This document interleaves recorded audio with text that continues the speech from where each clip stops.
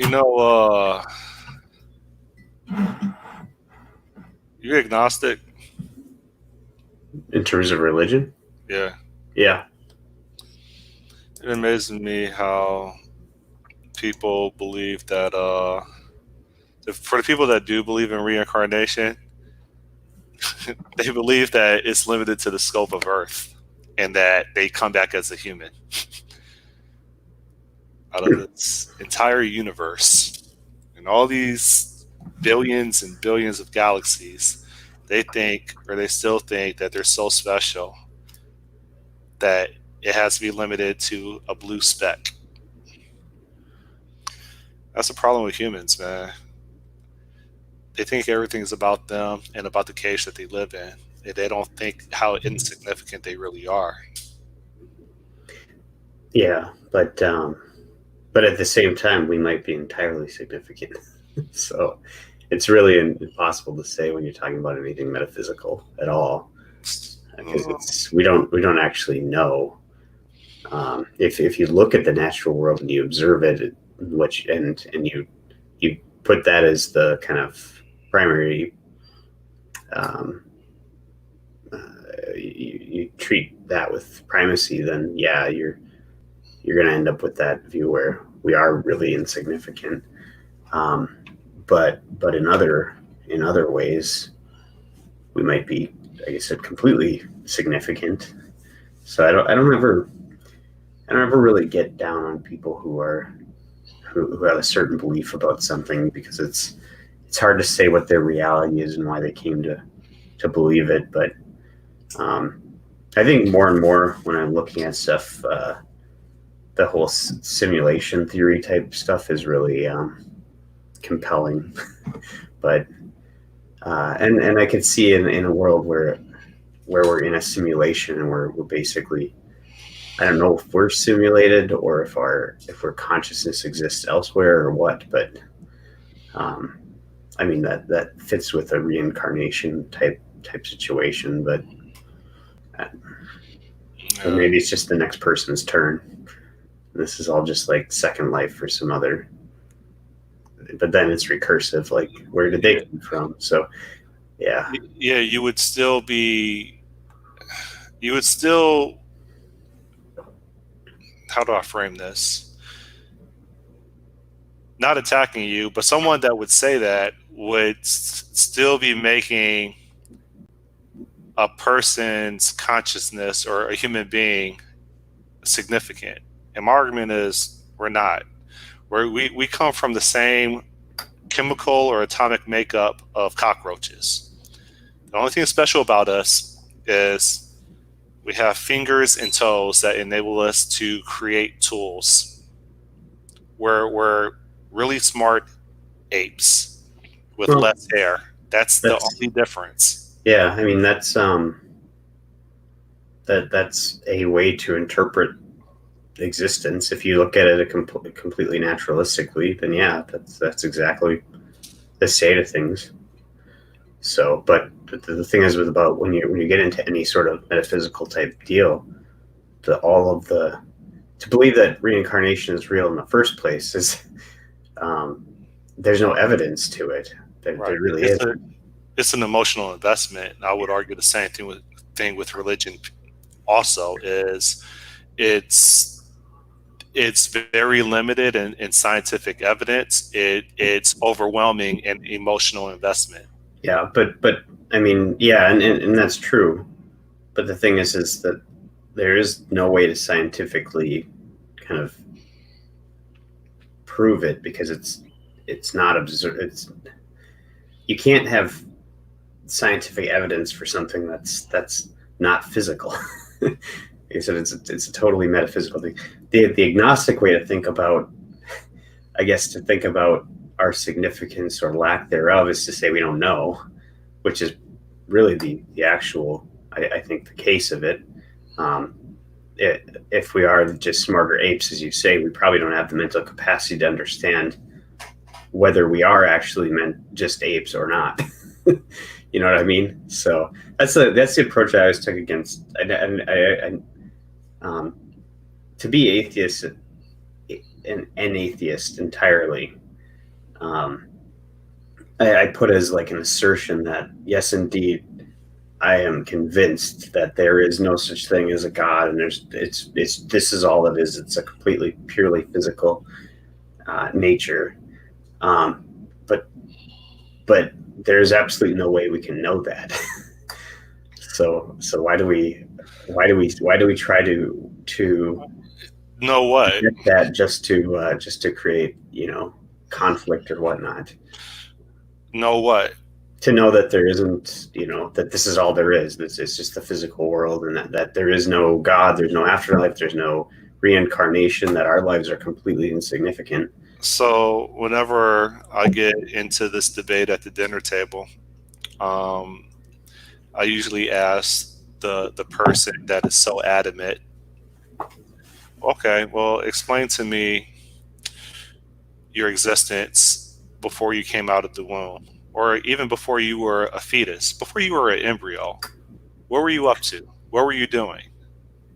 And they usually have a blank stare, right? And it again goes towards my argument of you are not significant.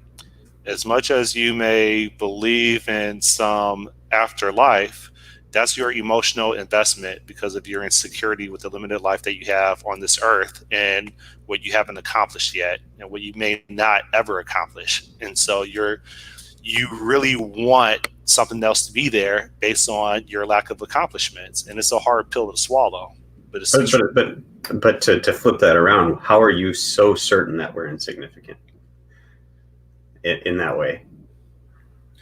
Okay. How about this? I could go I could go different routes. One terminal person told me uh, less than 2 years ago when I was getting into a heated debate with the person over battle of the sexes and how there's uh, things are there's inequalities. Mm-hmm. She was like, Scott, as logical as you are, nature is not perfect. Nature does not care about what you think, and there's anomalies in nature, right? And I wish nature was perfect, and I think she was implicitly referring to her terminal illness, and that struck a chord with me. That we're not significant. The world doesn't revolve around us. We can be born with certain genes that are going to designate us for a early death, before we hit 40. There's a number of people like that. DNA isn't But perfect, that right? sounds like an emotional response to your friend's terminal situation, though. No, it's not. You could apply the same thing towards sexuality with the argument of people being born gay or straight or whatever. And I sincerely believe that um, there's more than likely some strong evidence suggesting that uh, your sexual orientation may not necessarily be a choice. It may be something that is just an inert part of you that Mm-hmm. you have no significant control of, regardless of what religion tries to bestow on you. Yeah, but those are kind of physical characteristics of the world, not others. So I But don't understand the certainty around it, because it's so uncertain. There's no way to answer the question of what's beyond ourselves or what's beyond the physical world, or the ultimate question of why does anything exist, period. um, I mean, sure it does. So you have a dog, right? mm-hmm. Or you have a couple of dogs. One dog or Yeah, two dogs? Okay, two. you have a dog. Have you ever looked at your dog while your dog is asleep and know for a fact that your dog is dreaming because your dog is like kicking as it's sleeping? Mm-hmm. All right. I saw my dog doing that. And at first I thought that was really cute, but then I thought that was like a awe moment. Like, does this dog have a soul? Because obviously this dog is an extremely complex creature mentally, if that dog can also dream just like me, um, and that dog is in its own little dream world, virtual world, chasing cats, doing whatever it's doing, just like I have my lucid dreams. And it just reminds me that as much as I wish that I was significant on this earth, that there's animals that are very basic. They can't create anything. All they can do is lick you and fetch balls. And well, you're really not that different from them, except for the fact that you can create things and that you ask a question, where did I come from? And then you feed your emotional well you feed your emotional ego with whatever stories that were handed down from thousands of years ago that have no proof, that are probably more uh, about morals than it is about a manual for living. So I don't know, I've just been listening to some podcasts, and that's the last thing I listened to before I hopped on this session with you. Gotcha. No, I mean that's all right. I actually really like talking about philosophy, especially around religious philosophy. But there's rarely anybody that's actually Engaging. capable of doing it without getting extremely upset. Yeah. So Well, and getting into a shouting match, because the thing is most people belief is it's something core to them. So it's really hard to divorce themselves from feeling like it's an attack on them when you raise stuff like this. But the thing that, like I said, when I get when there's people who are either in the atheist realm or shut down any sort of possibility of existence beyond ourselves, it's kind of I think it's a it's a bad road to kind of follow because it kind of asserts that we have enough information to know that with any sort of certainty, enough where we would question other people's what they've experienced and stuff like that. When really but I think honestly the most honest way to think about this stuff is to legitimately say I don't know, and then the only thing that you can really value judge on is whether a person's belief in these types of things is actually contributing to the betterment of life for people around them, and try to, I guess, support it when it does, and fight against it when it doesn't. So you don't think that's contributing to ignorance? what do you mean? Oh, no. In fact, it might not be ignorance at all. So let's say you meet somebody and they say they've had a religious experience, and that because of that they know that God exists, and and or reincarnation, or there's something about that. Um, how do you why would we ever invalidate their experience? And let's say that they did it when they were on drugs. Okay, this happened while they were on drugs. Why would we ever say that they didn't have, what they had wasn't real? Why? What argument will we make Yeah, towards their claim? yeah. Well, one is, well, has this been repeated? Two is, do you understand the law of statistics? Do you really think that, the out of the number of people that died in that car piled up on the freeway, and you escaped with your life, do you not realize that happens all every day in a planet of what, 5, 6, 7 billion people? Like, there's a number of questions I would ask. Again, statistically, do you really think that it was God, or do you think it was the law of statistics that resulted in whatever state that you're in?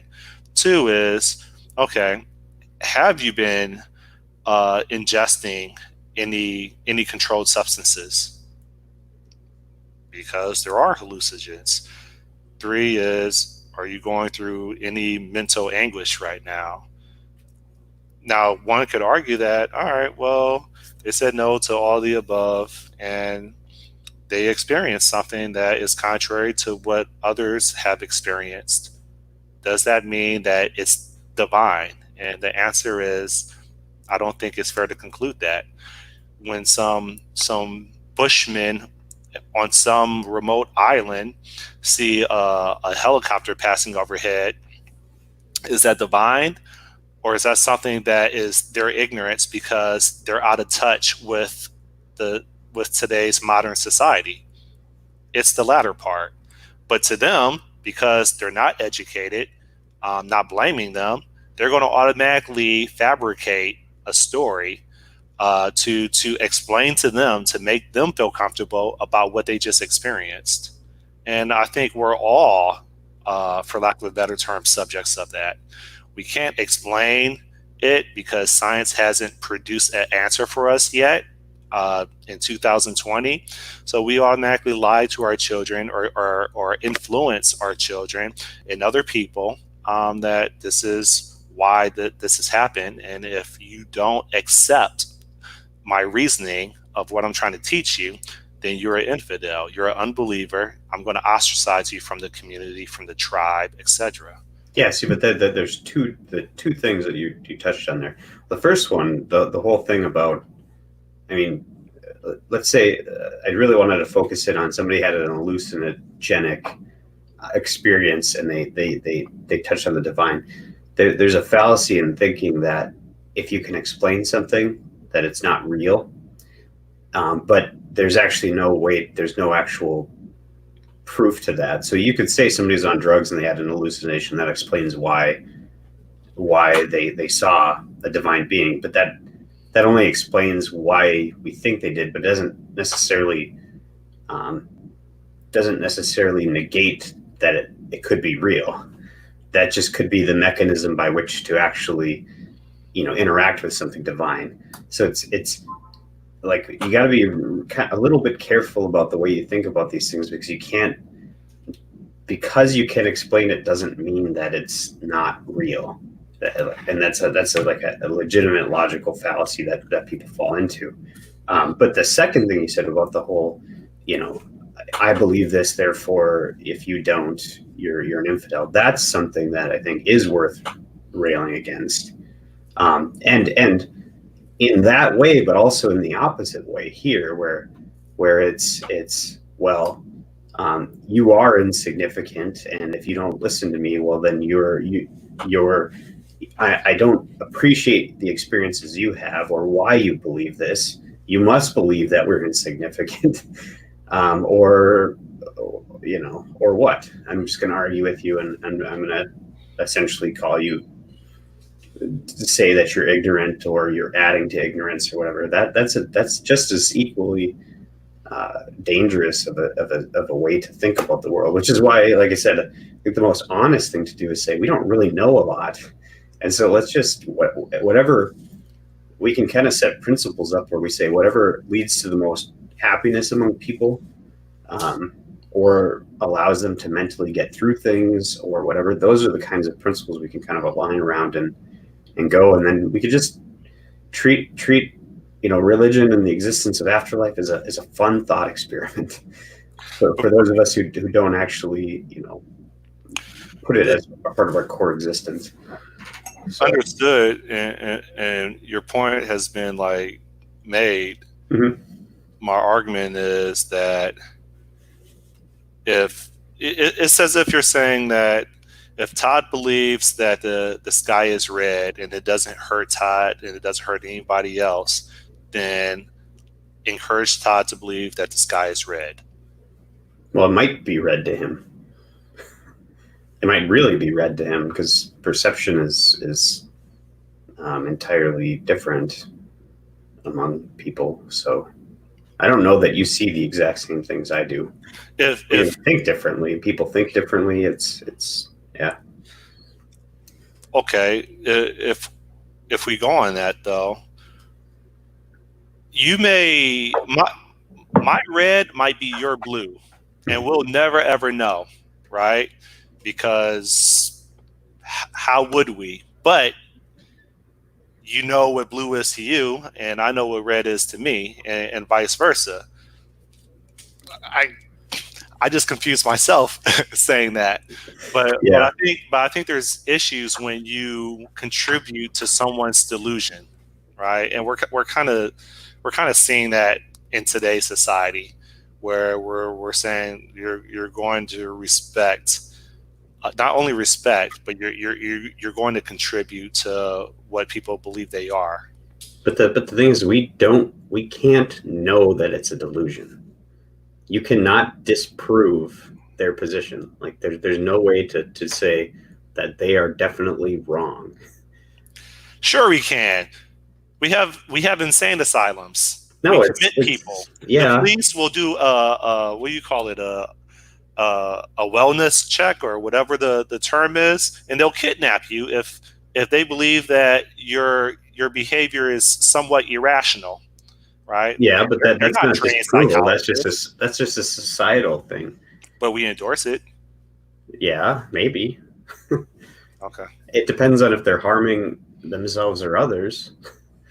But that's different than saying that that there is none of this stuff. Now, I don't necessarily believe in it, but I don't adamantly think it's wrong either. I We don't know what other people have experienced. I don't know if I can invalidate them just because I can look at a physical world and say, doesn't seem like there's any real, you know, evidence of this being here.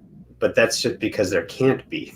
We're in a physical world. We're not in. We can't observe the metaphysical world if there is such a thing. Which so like I said, I think like simulation stuff is a really cool thing to look at, which explains stuff like quantum physics and things. So you like stuff only is there if you're observing it. That's weird. Like, why does that happen? um, I don't know, but you're talking about quantum theory, right? yeah, yeah. But I mean, it seems like a pretty convenient way to save on on memory if we're all in some sort of big computer. But then even if you think like, okay, yeah, we're in a simulation, then there's people that are or something that is simulating us or we're a part of, and how did they come into existence? So you end up in this recursive, Well, like, you're yeah, assuming that. yeah. Well, no, not if it's a simulation, something had to have set up the simulation. It doesn't just otherwise it's just reality, right? You're assuming that.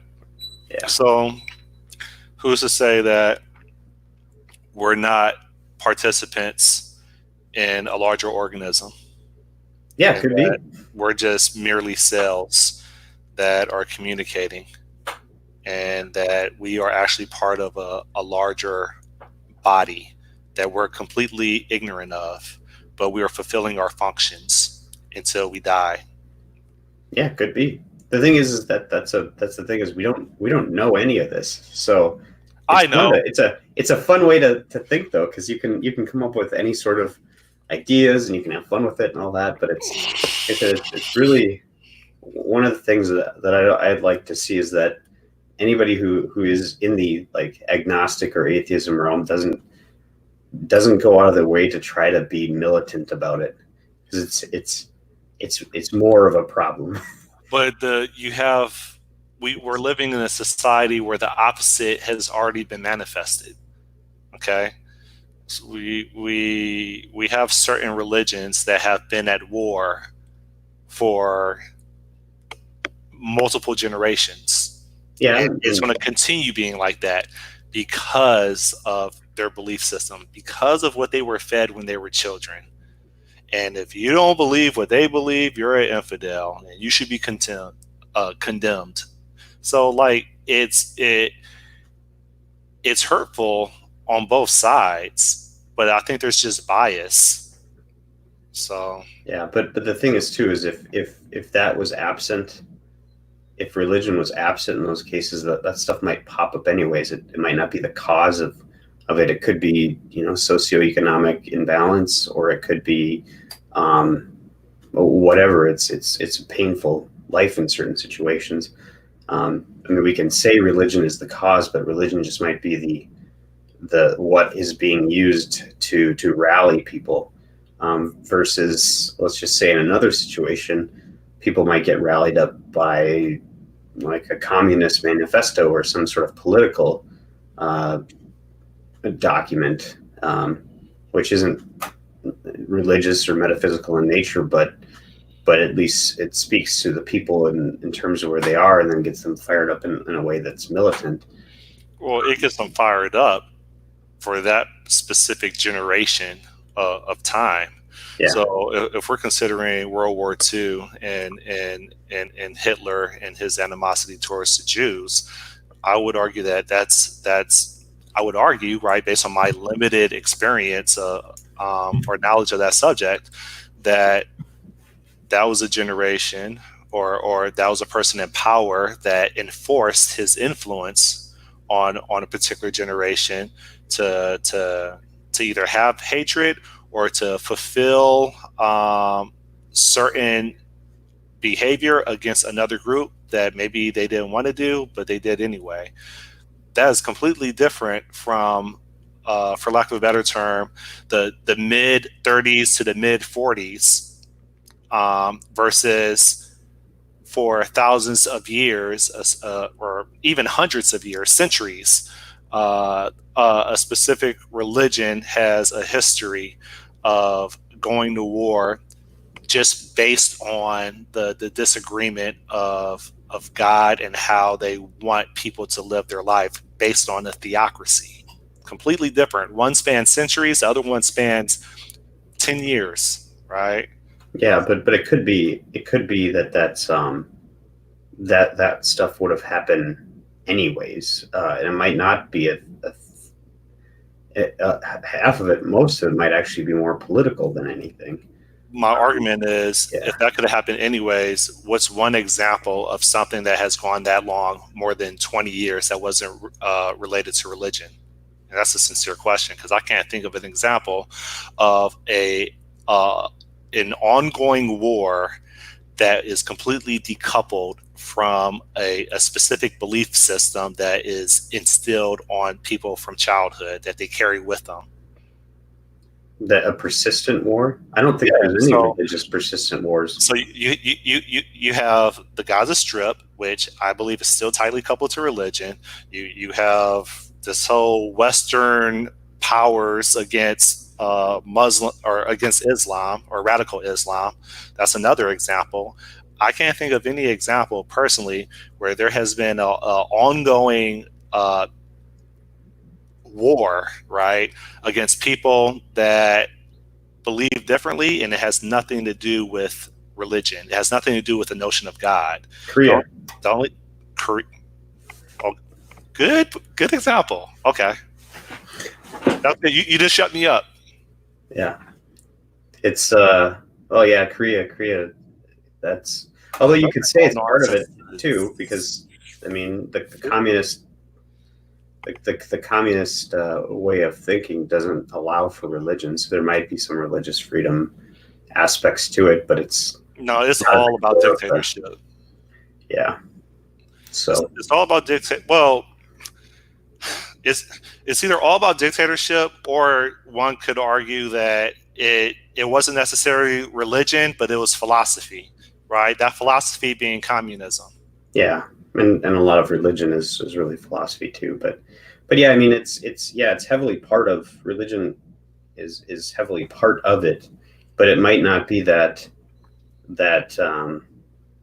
it's really related to the religion itself, but it could be more either socioeconomic situations, or it could actually be more just human bias and stuff like that too, that leads to it. It's just religion is just part of it because it helps explain or fuel it. So it can be used for good or bad. There's also plenty of good that's been done over the years in the name of religion too, that we don't like to talk about. But it's just maybe less interesting to talk about the humanitarian work and help with people, and how having certain beliefs do help certain people make it through the day sometimes.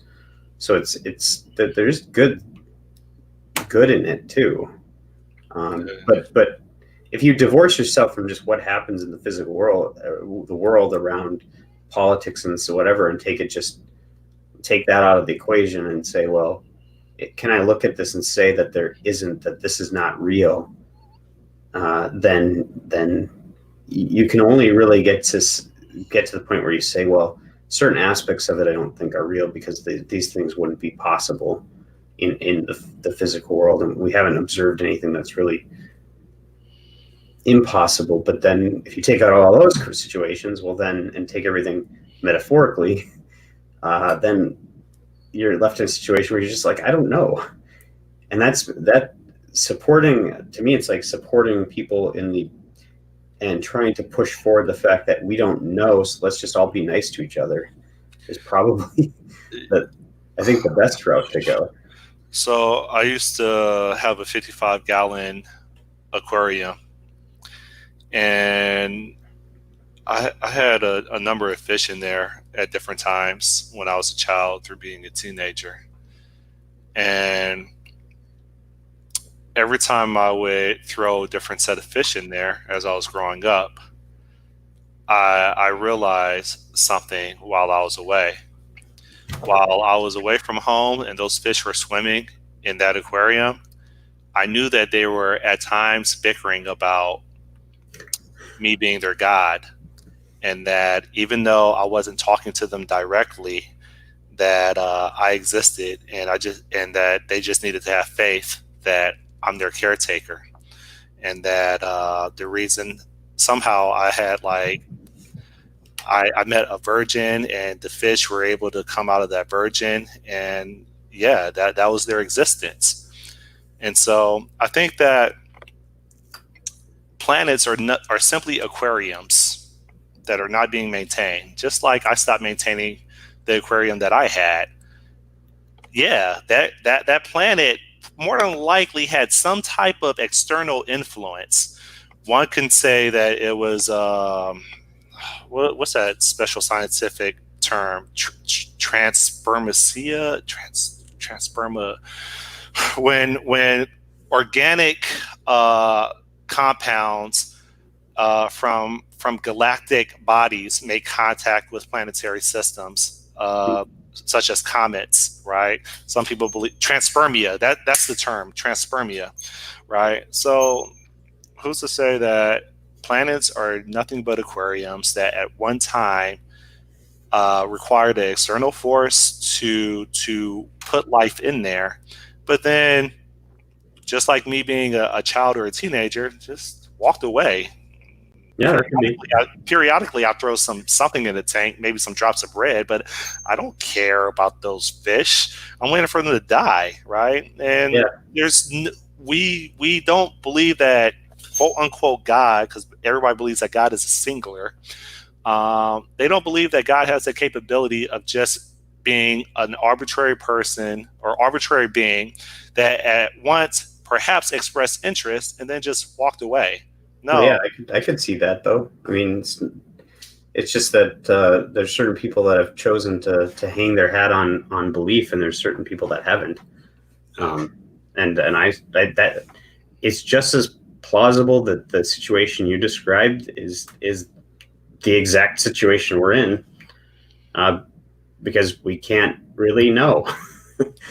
Like we may know when we die if we just cease to exist. Well, then we don't know. We just cease to exist. But it's entirely possible that when we die, we do go on existing. I don't know. There was so when I took philosophy courses in college and I got a degree in it. But and when you first take it, philosophy courses, and if you're in a bad program, it might stay this way, but you get critical thinking as your first thing that you kind of learn, and so it's question everything and the point. But that the problem with that is that eventually you get to the point where you arbitrarily dismiss anything that seems like it's out of the norm or what you think couldn't happen. Because what you think about the physical world. And I had a professor who later, because we had a class, it was called Death and Survival, and it was talking about the survival, like afterlife, the potential for afterlife and stuff like that, and got into a lot of actual paranormal stuff like seances and these kinds of things, and well documented cases of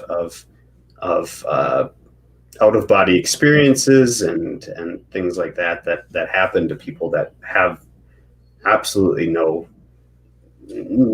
possible physical explanation to it. And he said something in there that about this that really got to me, is that we're in philosophy, you're taught a lot to just, you know, that most of this stuff is not real, and that's true, probably, but you shouldn't ever just take it for granted when there's good evidence, to the contrary and stuff like that. So that really, I think, set me straight on the fact that there's really no good way. We shouldn't really be militant about, agnosticism or atheism or naturalism, because that's just another set of beliefs you hang your hat on. Um, and so the best thing is to do is to look at every situation independently and look at the evidence for or against. And I think you can conclude either, yes, this is the case, no, it's not, or I don't know. And a lot of times it's that I don't know that's probably the best position to take. So I don't know. Sorry, that was a long No, it wasn't. thing. Yeah. It makes me think there's been a lot of artificial intelligence in the media, like crazy. Yeah. The question is, will AI figure out the answer for us?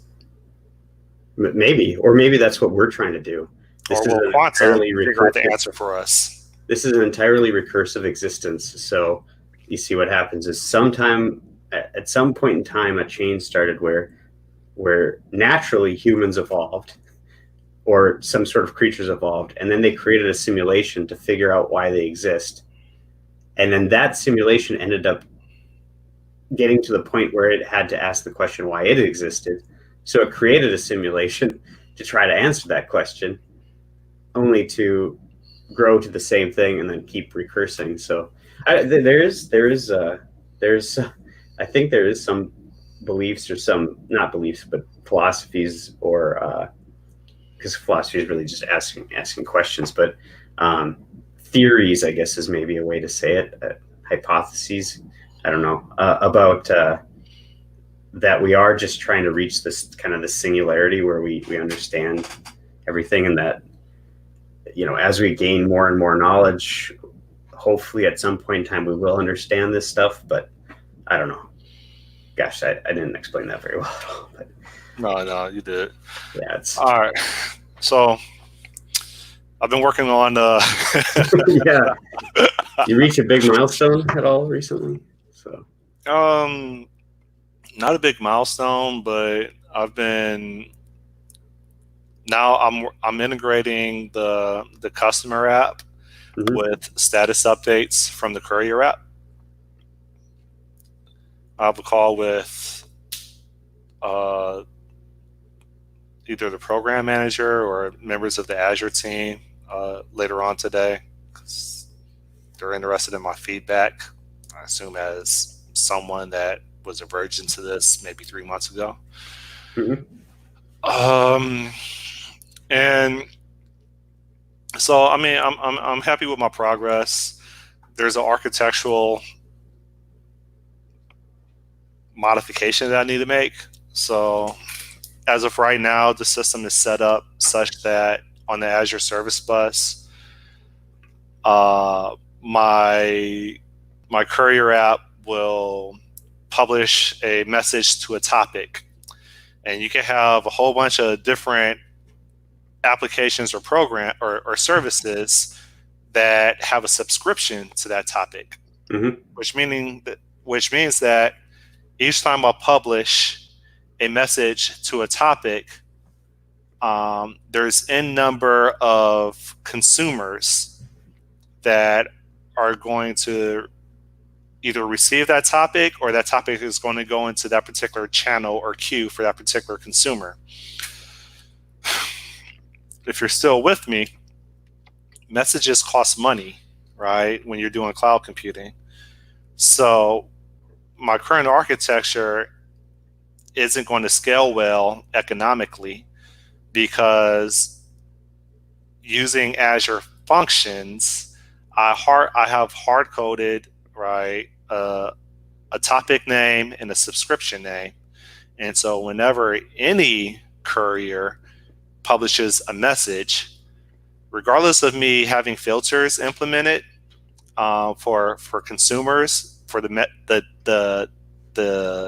labels and the messages that they care about, that message is going to be duplicated regardless, and regardless of the filters that other consumers have. So I need to make an alteration to that architecture where instead of me creating these topics and subscriptions through the Azure portal, which is hard coded when you do it through the Azure portal, I need to programmatically create these topics and subscriptions, and then once they get consumed by an external entity that only cares about that specific topic coming from that specific publisher, after they process it, delete it. And so it should be a fun exercise that I'll probably get to maybe in a couple weeks. But the whole point of that is to stop duplicating messages when they're not going to be used. That sounds, was that somewhat understandable? Yeah. Okay. Yeah. In addition to that, this is still targeting beach delivery, and then the the for lack of a better term, the stretch goal is to take customers that originally ordered on the beach and start sending or start marketing residential or commercial. But then I was like, all right, cool. I was at a strip club a couple of days ago, and I bumped into somebody, and he said that he was running a cannabis shop, and he was like, "Yo, I'm doing well. I just got me a crib in downtown Miami, but you know what? The next stage for me is like I need to start delivering this stuff like going mobile." I was like, "Yo, that's me. Like I can help you out with that, right?" Why? So like cannabis, it's going to hit state to state to state. Here's the question: what prevents? Why isn't there a mobile application that delivers uh, medication? Period. Why do old people have to go to CVS? Why do patients literally have to send somebody to get their meds or drive themselves? Why can't that stuff be delivered to them? Am I missing something? Is it already occurring and I just haven't seen any evidence of it whatsoever? I've had a sick dog. I paid hella money for my dog's meds. I've been sick before. I like, what am I missing? I don't know. The only thing I could think of is that if there's some sort of uh, requirement for some of them to have pharmacist uh, consults, and so like I don't know if when you've gone to the pharmacy, if it's some drugs they just kind of give it to you and you go, but sometimes it's like the pharmacist has to talk to you about what to do. And I don't know why that is, That could be but telemedicine. yeah, but yeah, there's an unless there's some sort of laws in the books that are preventing it. I don't know why it doesn't exist.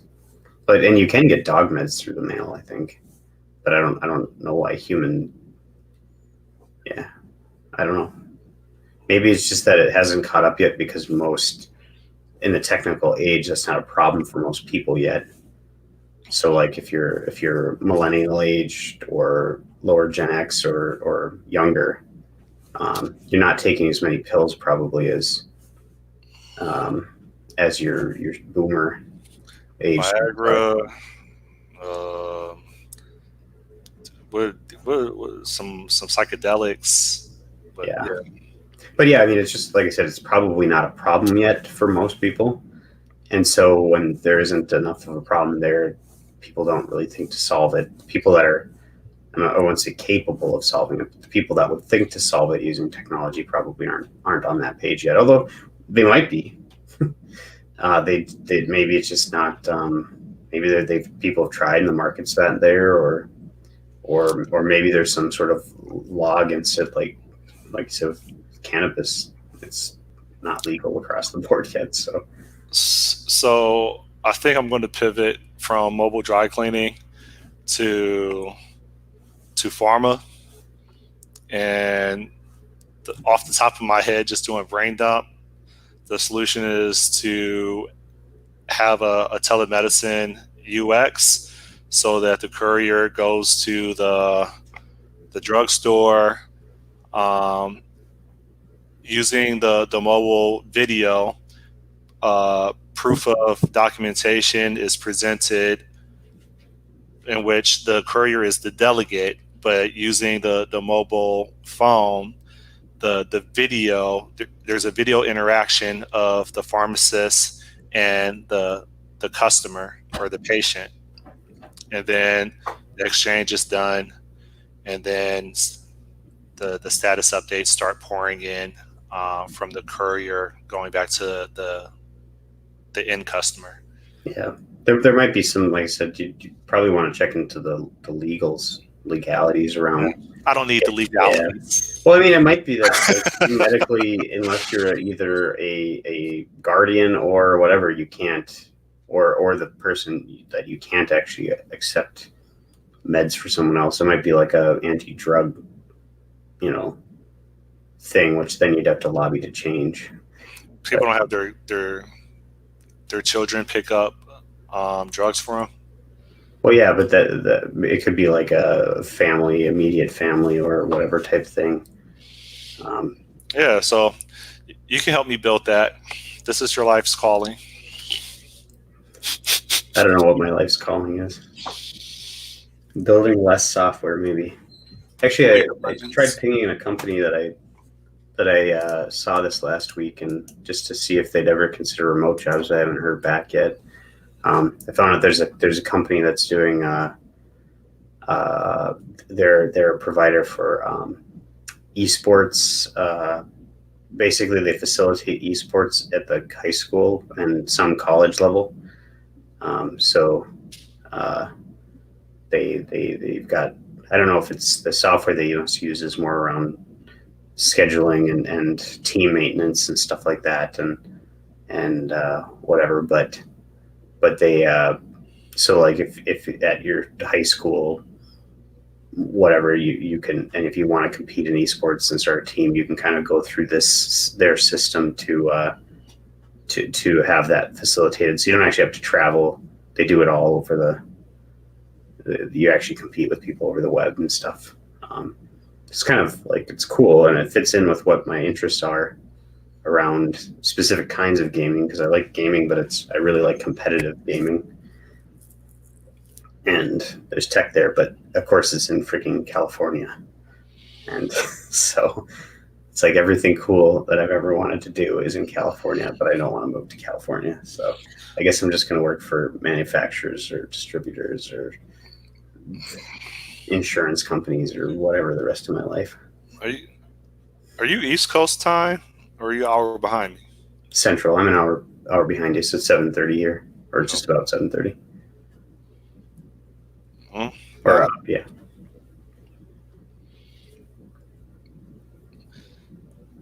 you gotta you gotta man up. You've been on like a 4 month hiatus. I know. You haven't had any emails trickle in about your packaging. No, I left my email up for that, but pretty much everything else is just kind of shut down. So I don't know.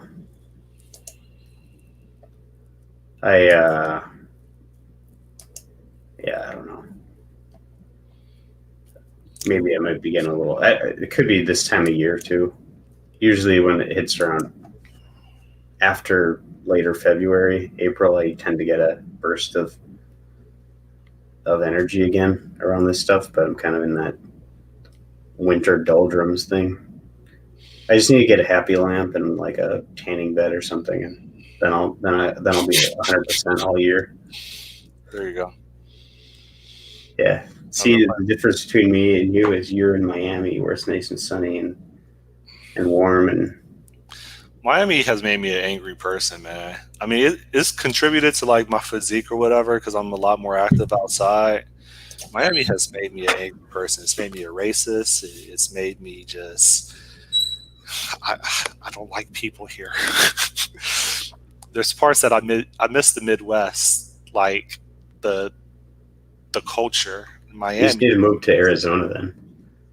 That's where all the Midwest people go for summers. If it's not there, it's Florida. But Oh, you're you're talking living about in the people in wrong part of Chicago or Florida. Minnesota, probably.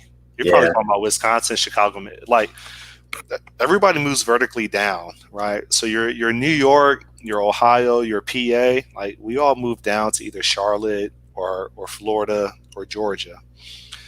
People in like Chicago and Wisconsin, Minnesota, I would assume that they probably go to like Arizona or Texas or something. Yeah, a lot go to Florida, but it's probably not Miami. It's more like Fort Myers or Panama City, Tampa. I don't know, other more Panhandle. yeah, Panhandle, probably stuff like that. It's not as much. Miami's more of a younger city, isn't it? Miami's extremes. It's a South American city inside the United States. Um, that's Yeah, a lot of Cuban, Latin influences and stuff like that. And everything that comes with it. Yes. Probably awesome Cuban sandwiches, right? Is that a Cuban sandwich? Yes. They're actually Cubans, right? Like it's not just named that. Right? Cuban sandwiches are huge. They're good if the meat isn't expired. Yeah. Strategically, this is the location to be. If you like fishing, scuba diving, traveling, if you have a girlfriend in like the Caribbean islands or in South America, like strategically, this is the location. But professionally, it's a third world country, man. I don't like them. Time for you to move to Florida or to California, rather. You baller out there. I thought about it. I don't think I could keep up in New York City, and I don't think I would fit in LA. I'm like, what? What you mean I can't wear red? That's my favorite color, right? When people set tripping on me, have you moved to Austin? You heard the term set tripping? No. Bloods and Crips when they. Oh yeah. They want to know your affiliation so that they could pull out their strap and gun you down. Yeah, I don't think that would go well with me. How about Austin, Texas? Oh, Colorado. I had an interview. I had a pending interview with Amazon in Austin. I don't want to do a small town. I want to do an international city, but still be tropical and still have options professionally and lifestyle. It seems like I can't get.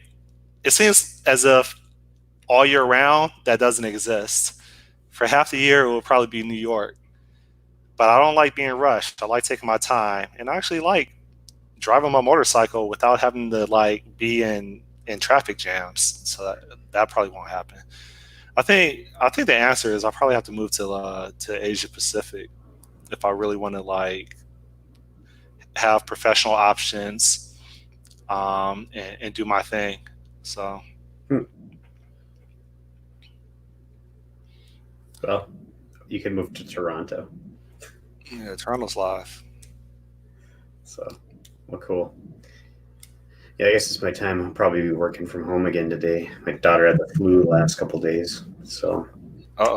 Yeah, it's that time of year, but she's over it. Her fever seems to broke this morning, so that's good. It was the lesser influenza B or whatever. It's less potent. Did you quarantine her from her sibling? As best we can, but that kid doesn't listen to anyone right now. He's 3 and he's just a terror. Yeah, So you got to handcuff him or put him in a cage or something to kennel. yeah, then he yells and screams, and I don't know. There's you try to discipline him in any way, it doesn't work. That kid, he's wild. Like last night, he was literally just. I don't know if you ever seen like a kid do this, but he closed his eyes and he's just flailing his fists at me, just like that. Like he's gonna be a boxer or something, or some sort of MMA fighter, if he can button down and get disciplined about it. That would be cool. I'm like, hey buddy, you got to put your fists like right here. You don't want to just be like this. But he doesn't. You got to block my incoming attacks. So I just kept, I think the best thing is at an early age to build in that muscle memory. So I'm not a parent yet, but I would assume that the best age to build in muscle memory would be from childhood, right? So like whenever I would horseplay or get into altercations, like my father was a black belt. He used to do tournaments. So like my basement was like his trophy room of trophies. But whenever someone would like grab me from behind, I would always put them on their neck, right? Just because he instilled that reaction in me, immediately turning, grabbing their calves with both my with my arms, twisting my body, and then lifting them up. And like I'm almost confident I won't be able to have that muscle memory, instant reaction, completely subconscious, not even thinking about it, if I would have learned that technique as a teenager or as a grown up. But as a child, it's just automatic. You grab me from behind, I'm putting you on your neck. Like, yeah, it's just automatic. That's why that's probably why all the crazy people up here get their kids in hockey when they're like 3 or 2.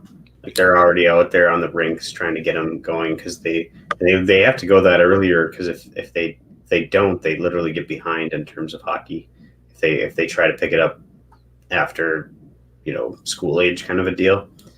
So, but yeah, I think you're onto something there. So yeah, you should register your kid in like marksman, like buy your kid a rifle, take him out to the shooting range, build in that muscle memory. Yeah, he literally turns everything into a gun too. It doesn't matter what it is. Like we bought a new thermometer, one of these little ear ones or whatever, because our other one was going bad. So we let him play with the other one, and of course didn't take very long before he realized the shape of that was kind of like a gun, and he's like, pew pew pew pew. Yeah. I don't know where he gets it from, but I don't know. We've got a BB gun upstairs that I've been meaning to take them kids out back and let them target shoot. But you think it's safe to have a BB gun in the house? Oh yeah, BB guns are not a big deal. Okay. When I was growing up, I actually shot a BB gun in our house and put this back when we had CRT monitors. My brother and I got a BB gun for Christmas, and we were in the house. So like, well, we don't have a yard to go shoot this in, so we're just gonna shoot this here. So we shot at the wall, and we're putting BBs in the wall. And then I don't know how this happened, but I'm like, all right, we're gonna put a blanket on the back of this chair, and I'm gonna shoot into it. And somehow it ricocheted and hit our computer screen and put a big old dent in it, or like shattered the glass just a little bit. And then I was like terrified after that. Well, my argument is, if your kids find the BB gun, it's totally possible for them to play with it and accidentally shoot themselves. Yeah, the thing is, a lot of kids grew up with BB guns, and I would argue that our generation is smarter than today's generation. Yeah, I don't know. I think we were a lot more logical of consequences. When I was a kid, I couldn't afford a BB gun, so we would take Pepsi bottles, like 2-liter bottles, or you could do 1 liter, and we would saw off the top of it so that you just have this cylinder, right? And then we would strap on a balloon to one end of the top, right? And so then you could throw gravel or pebbles into it and use a balloon as a slingshot Oh, I've cool. accidentally blown out a couple windows. We used to make cocktail bombs and like throw them up, and then it'll come down and light the driveway on fire, and then we'll spend the next like several minutes trying to put the fire out. Like we were just stupid. So that was my training as a Bebe's kid. Yeah. Well, anyways, this particular BB gun it's actually fairly high powered, but it has a mechanism where to actually do it, you have to take the stock and kind of or the barrel or whatever and kind of fold it down and then fold it back up. But that action is actually very difficult to do. So I don't think my kids have the muscular uh, prowess to do that yet. Oh, I'm not at all worried about them. I imagine a hand BB gun. I'm like, No, this is it looks like a rifle. So, uh, but yeah, no, I don't have a air pistol or whatever. yeah, you should put a scope on it Yeah. and night vision as well. But the one upstairs does have a scope that came with it. So, Uh, but I think it'd be kind of fun to just put some targets off the back deck and just let them try to shoot them. So, but I haven't done that yet. They're getting old enough now where they might dig it. yeah. Well, we talked about religion, aquariums, a little bit about my status update of the app, catering towards pharma for mobile delivery, BB guns, MMA. Yeah, Uh, moving to warmer climates. I guess that's the session. It's the spectrum. All right, Sean. Well, it's been real. Yeah, Thank you. I'm not gonna lie and say that I'll have anything for next week, but I guess it could happen. You just have to believe. A gambling platform for your League of Legends where people can place bets. People already do. They have betting odds and stuff on games. I didn't What's the realize this. platform? Well, I think they just go through normal sports betting platforms. I'm sure you could probably go to Vegas and lay down a bet on one of the teams or whatever. But Well, you shouldn't have to go to Vegas to do that. That's your opportunity. yeah, gambling is a rough thing to get into, though, especially in Midwestern states. Well, you need to declare yourself Native American so you could get that done. No, I'm not my wife's. You don't identify as Native American? No, I think my wife has a little bit in her. Like she took that 23andMe and it said that it's like 2% or some stuff like that. But I identify as Anglo-Saxon at times. So we're in a society where we can identify as whatever we want, and we force people to acknowledge us. So going back to, well, how can you prove that someone's not delusional? All right. yeah, I suppose. Yeah. All right. Well, it's been real. Yep. Have a good week. Hey, you too. Bye. Bye. And broadcast.